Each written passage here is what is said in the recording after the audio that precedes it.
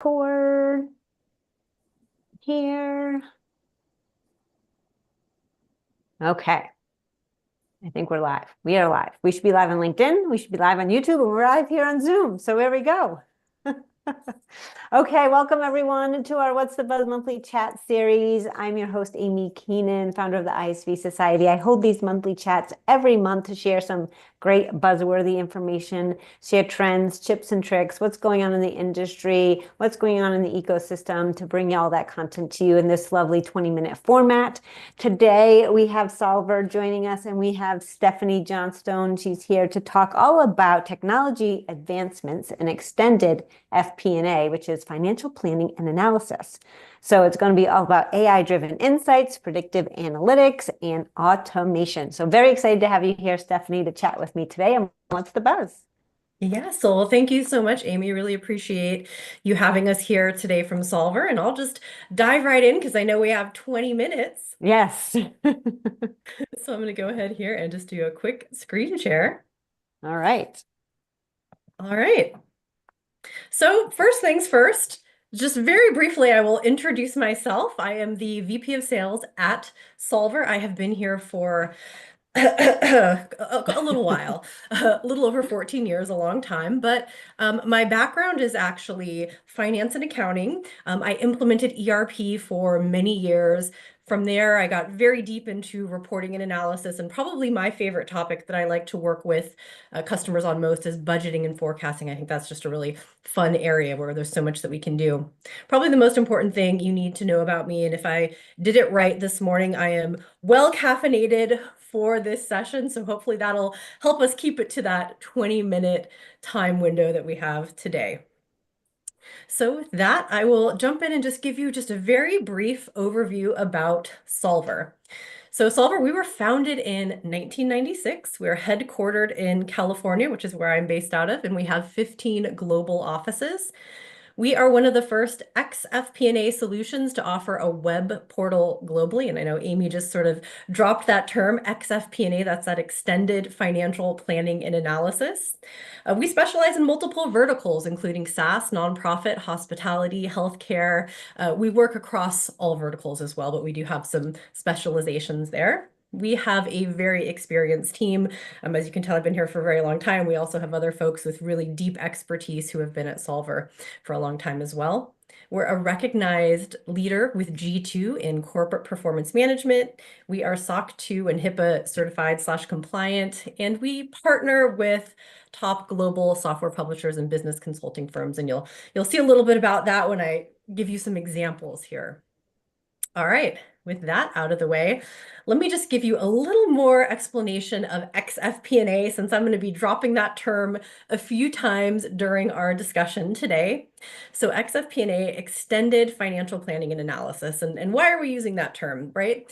Well, the main thing is what we're seeing in trends with finance and the Office of Finance is that it's really expanding beyond just the Office of Finance to get that holistic view of the organization, of performance, of strategy. It really requires operational data and insights across all departments of the organization. So here you can see some of the key words that you'll probably think of that might come to mind when you're thinking of things like corporate performance management.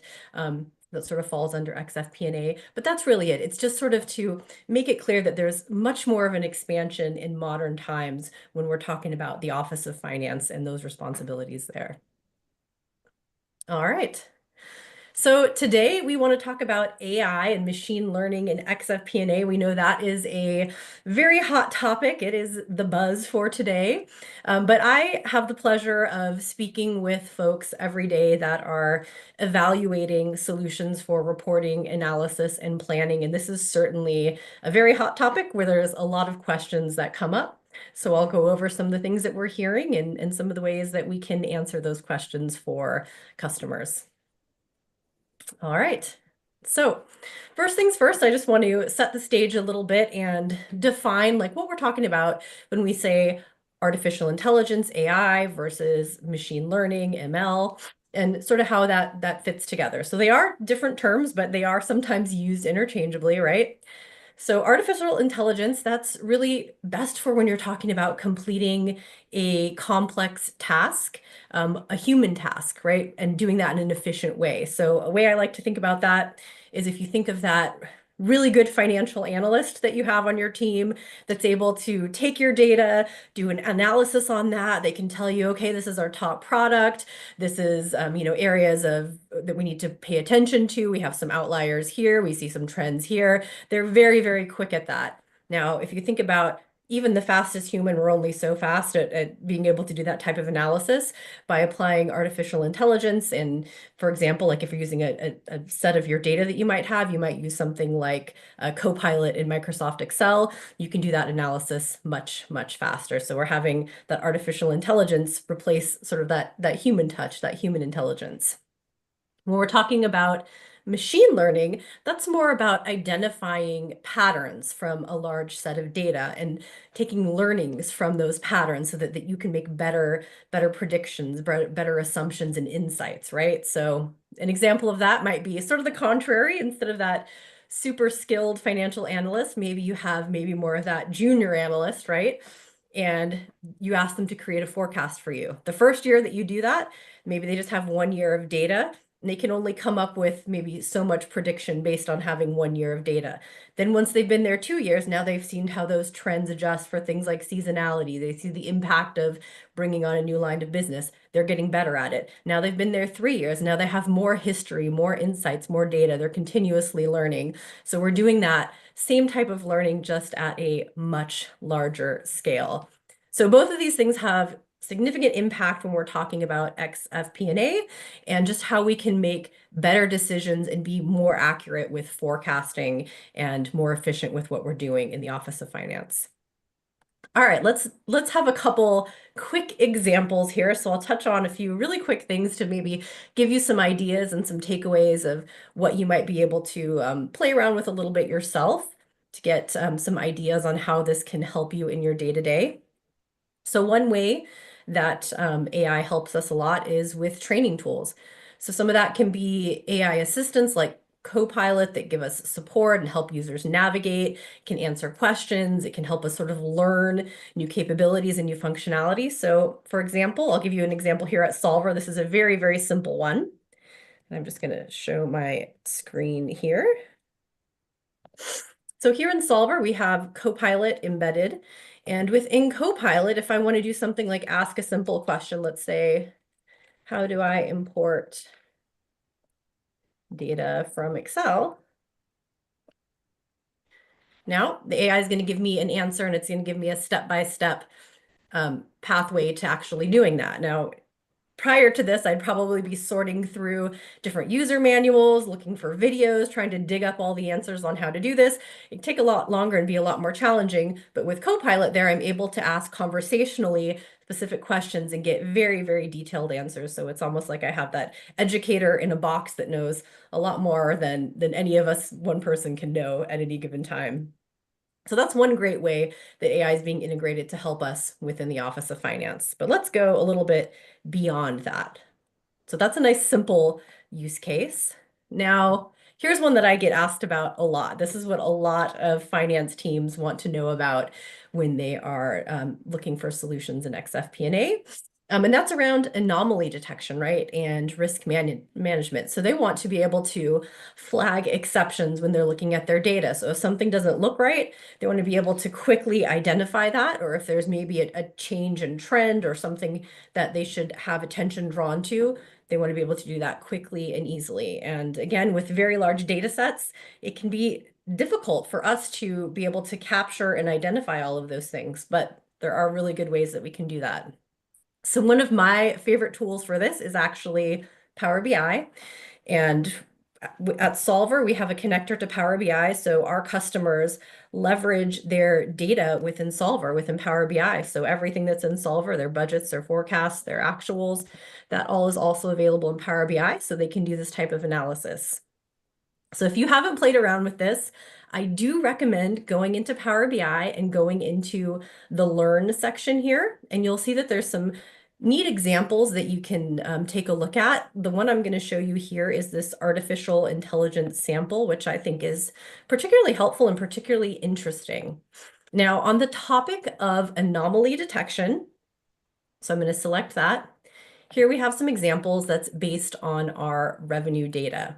So we're taking our trended revenue data over time, and very quickly, what we're doing is we're identifying where we have some of those outliers and anomalies. So here we have these points highlighted, and this is where we've identified particular anomalies. Now, if I click on either of these anomalies, it's going to give me an explanation for why that's an anomaly and some potential explanations for what could be causing that, right? So that's, if I was doing this myself manually, this could take me a long time to dig into that, but this is so much more efficient. So here I can see that the revenue one was unexpectedly high. I mean, we can pretty easily see that, right? We have a pretty big peak right there. But then I can also look down here and see some possible explanations and the information on those explanations. So one of those might be, here it says type is email. I can scroll down there and I can see that revenue one for the type email was unusually high. So perhaps we had a marketing campaign that went out via email that drove some business, and we can see that that was successful. Or perhaps there's another reason, but this gives us some insight as long as the data supports it, right? As long as we have the information there in the data that we can analyze, we can start to come up with these really interesting insights. So that's one thing we can do, and we can get a lot more granular than this as well. So this is pretty high level, but let's say we want to break it down by a particular product line or a particular sales rep. We can do that as well here, and then we can see our charts and our graphs adjust, and then now we can look at particular anomalies that might fall under that product or that rep. And then from there, if we want to do some further analysis, we can even start to ask some conversational type questions or anything else that we might want to see. Maybe I want to see revenue by sales rep. I can put that in there and then I can get that broken out. So just lots of neat things here that you can get some ideas on how you might be able to analyze your data and start doing more to detect and analyze those anomalies, which I think is one of the more valuable things that you can do. So that's one cool example that I like. Let's go back here and let's talk about one more example, and that is around predictive analytics, right? So being able to predict a little bit better, looking forward into the future with that crystal ball as much as we can. So here we're going to use the same model, and we're going to look at some key influencers, some visuals that are going to help us identify some of the key factors that are driving our financial trends. So it's going to help us have better predictions so we can see, okay, what's driving us to win business, lose business, so that as we're going forward and we're trying to make decisions on how we're growing the business or how we're forecasting cash or anything like that, now we have better information to do that from. So let's take a quick look here. So back here in this model, I'm going to go to my key influencers tab, right? And now what I can see is I can see this center section here that says key influencers. And this is sort of at a macro level, all of my data. I can get more granular if I want to do it by segment, but I want to see across the board what influences us to have deals changed to status 1. So by checking this option, by saying status 1, I see right immediately that the biggest factor is when the discount goes up to 0.02, which is 2%. So giving that little bit of a discount, that seems to drive those sales. That seems to drive those wins more than anything. All right. That's helpful. That's useful information. I can also see that sometimes it's just the person that's working the opportunity. Sometimes it's the sales rep. Maybe they're really effective.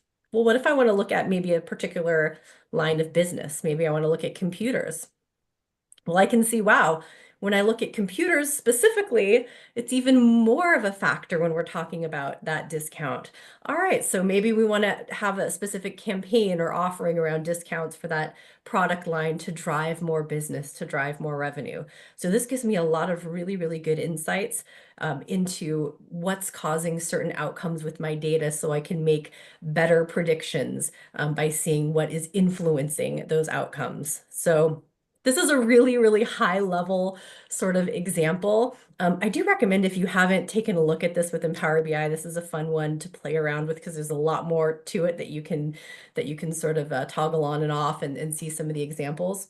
But between Power BI and also Copilot and Excel, those are some great places to start with some neat functionality that's available to you that you can start using right away. So I definitely recommend taking a look at some of those capabilities and integrating that into your day-to-day finance activities so you can start to see where you can get some really nice efficiencies. All right. Okay. So those are a couple just quick examples to give you some ideas. Uh, what I'll say from that, so as Solver, as an xFP&A solution, talking to folks that are asking questions around AI, ML, and how does that integrate into their solution, a few things I would advise to look for when you're evaluating an xFP&A solution. The first one is it's really important that that solution can connect to key data sources. So you're going to want pre-built connectors. So you want to be able to get your ERP data, other data. You also want to be able to leverage tools like Power BI and Excel. So it's really important that you have capabilities to use those as well with the solution. Beyond reporting and analysis, we're talking about things like prediction and forecasting. So you also want to have your planning fully integrated into that solution as well, so that you can take those actual results, take all that history, and use it to create that prediction going forward.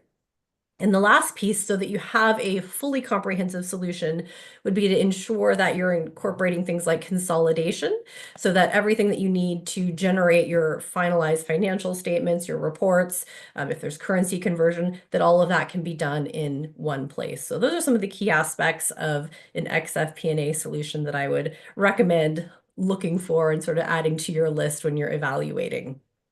Now, the most important piece when it comes to AI, beyond anything, the most important thing is your data, your historical data, because this is really, really critical.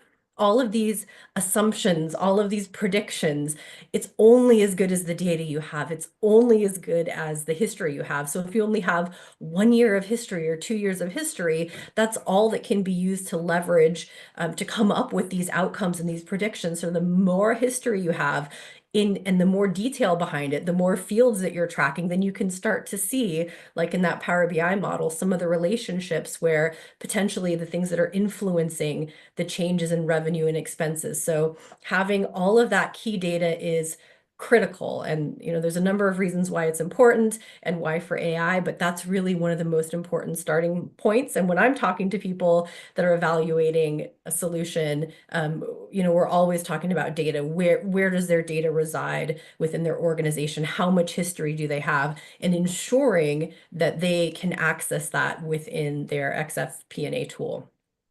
So it's important to think about the historical data. For example, with Solver, we're data source agnostic, right? So we can connect to any data source that you have. And the way that that typically looks is you'll see that you have numerous types of data. They're all coming into one single source of the truth, which is Solver, which again can plug into your Power BI instance, which you're using with Excel. All of that's in that one single solution, but you're bringing all of your data there so that you're preserving all of that history and making it accessible. All right, so couple key takeaways, trying to keep to my time here. A few things to think about. So hopefully this gave you some ideas just to get you thinking with ways that you can start incorporating this in your day-to-day and start thinking with those xFP&A processes and maybe where we can add some automation, where we can add some technology to improve what you're doing. A big way to do that is investing in advanced xFP&A software and infrastructure, again, so that you have access to that data and so that you have that history there. And then once you've done that, you can start to leverage AI for more data-driven insights and better decision-making across the business. So with that, I can leave you here with a white paper that goes more in depth on how you can select the best xFP&A solution. Those are some ideas to sort of get you started, specifically when we're talking about AI and how that applies to xFP&A. And with that, I'll hand it back over to you, Amy. Well, thank you, Stephanie. This is so insightful, and it's just amazing of how you can use AI and the BI to really help with all those analytics. And of course, data is so important. Like you said, your data has to be good to get the results that you want or need to look at those different analysis and predictability. So yeah, that's a lot in 20 minutes. Let me tell you, I was like, wow, you packed a lot of information in there, a lot of great information, that's for sure. That's why I had that coffee beforehand, you know. All right. Well, if everyone, again, this is What's the Buzz? This is 20 minutes. This is just a great way to get this content out to you fast and furious. And we hope you learned a lot. I certainly did. And hopefully you can see the power of financial planning and analysis and how you can use different areas of your business to really streamline and get the data that you want to everybody that makes sense in the company and the organization to get the leverage and the predictability and the analysis is just so important for everybody. So yeah, so Steve says, thank you. You're welcome, Steve. Thank you for joining us. And thank you everyone for joining us for What's the Buzz? And I hope you join us next month, same day, second Tuesday of every month at 4 p.m. Eastern on Zoom right here, LinkedIn Live as well. So thank you everyone for being here. We appreciate it. Have a great day. Thank you.